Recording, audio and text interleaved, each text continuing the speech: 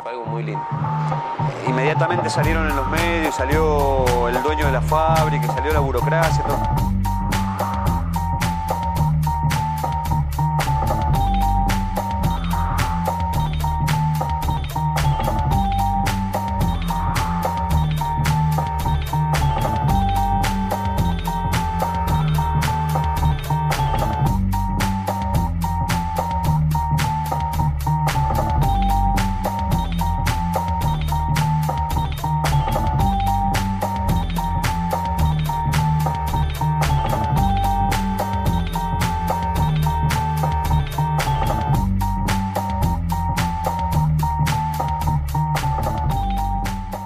Buenas tardes, estamos otra vez aquí en Incluyendo, en este programa que dimos en llamar así para dedicarlo a la discapacidad y a las personas con discapacidad. Hoy tenemos un programa un poquitito cargado, en primer lugar porque vamos a hablar en un rato de la relación de la discapacidad con los medios de comunicación. Después vamos a ver lo que pasó el jueves pasado frente a la Dirección General de Administración de Bienes de la ciudad, donde la organización Incluir estuvo manifestando y se logró reunirse con el director Barrail Ortiz por el tema del desalojo de su sede de la avenida Pedro Goyena. Y también vamos a ver qué es lo que pasa con la situación previsional de las personas con discapacidad, qué pasa con las jubilaciones, qué pasa con las pensiones, qué diferencia hay con las pensiones asistenciales. Y por último vamos a conocer a la Fundación Artistas Discapacitados y hacia el final una entrevista con Oscar Pinacchio, el presidente de dicha entidad, donde nos va a mostrar un poquitito cuáles son sus actividades relacionadas con la comunidad que se realizan en la Facultad de Ciencias Sociales de la Universidad de Buenos Aires. La semana pasada habíamos hablado del tema de Kirchberg, del caso Kirchberg, de la sentencia de la Corte Suprema de Justicia de la Nación. Digamos que ese tema fue reflejado por algunos medios.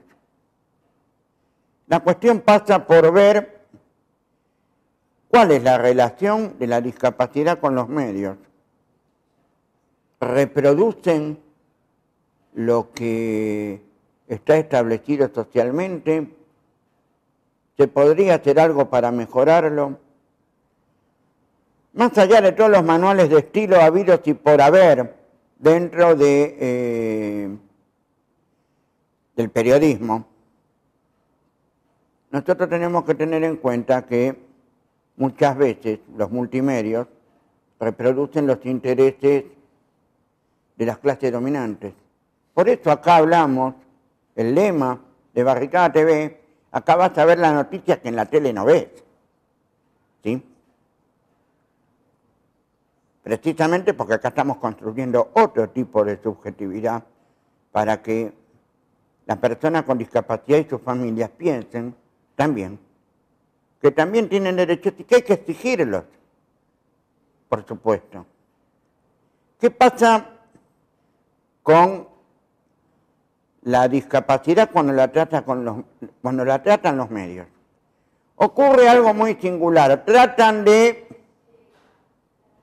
precisamente perpetuar uno de los paradigmas que habíamos hablado en el primer programa, el paradigma de la inutilidad.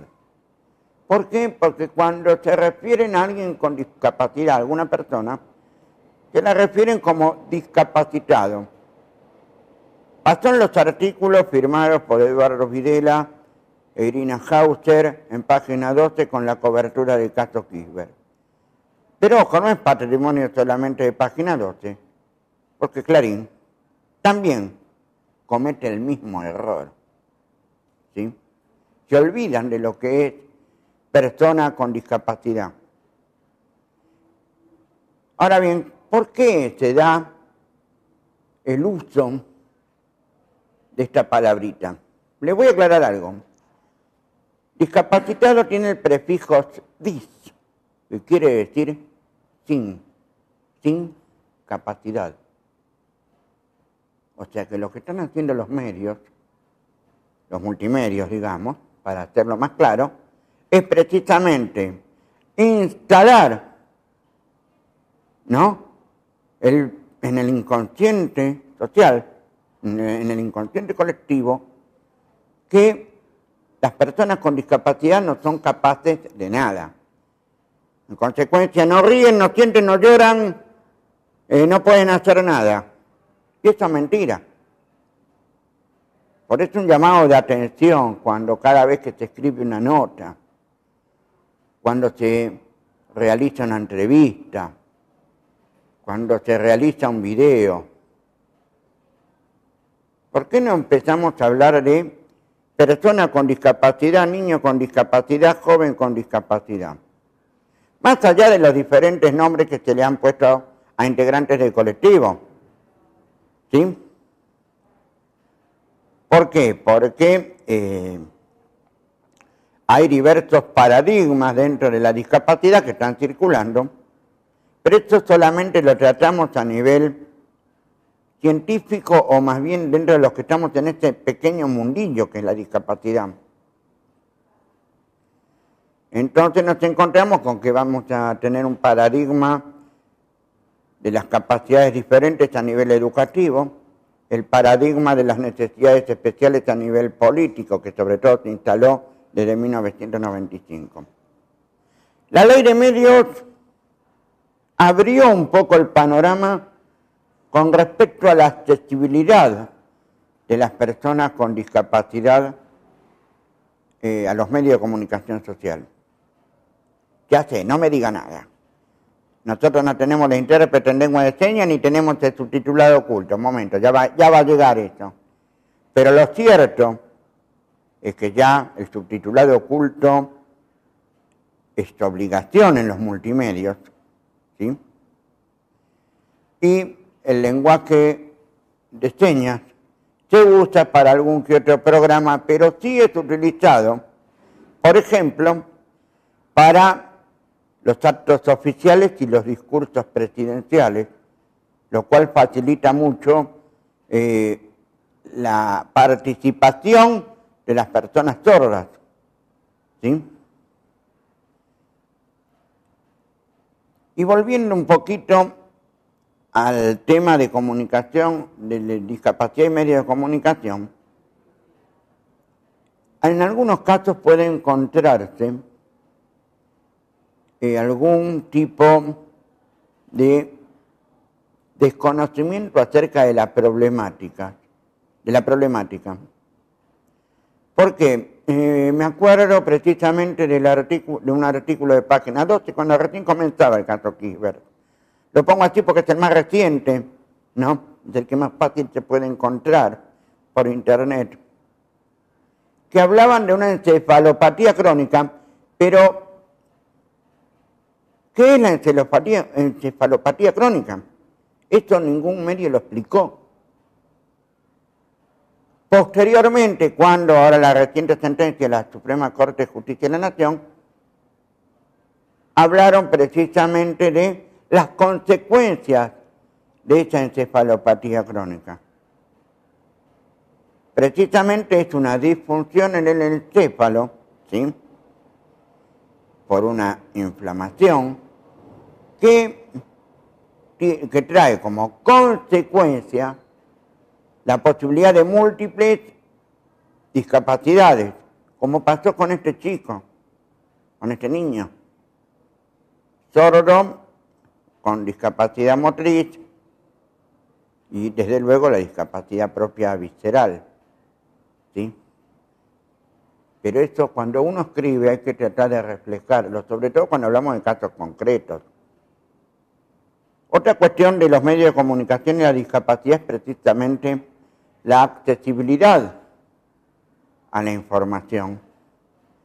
Porque todavía algunas páginas web no cumplen con los estándares de accesibilidad para la web, por ejemplo. Por ejemplo, colores claros, que puedan ser leídos por los lectores de pantallas, para las personas ciegas mediante el programa Host. ¿Sí? Son pequeñas cosas que se tendrían que tener en cuenta. De todas formas, lo que tenemos que destacar, paradójicamente, que uno de los primeros medios adelantados en materia de accesibilidad fue el diario La Nación. Yo me recuerdo que hace 6, 7 años precisamente empezaron a implementar el tema del tamaño de letras un poco más grande para facilitar la visión a las personas con visión reducida. Posteriormente se agregaron otros medios, donde todavía seguimos con el tema de la accesibilidad a medias, es en los medios audiovisuales. Estamos hablando de por lo menos televisión, ¿no? Donde todavía el subtitulado oculto se reduce a un puñado de programas y los noticieros. No están todos los programas subtitulados con subtitulado oculto. Y entonces eso impide que la persona con discapacidad auditiva, es decir, el sordo o el hipoacústico profundo, pueda seguir un programa de televisión. Una película. A ver, no se trata solamente de las noticias, un discurso presidencial, un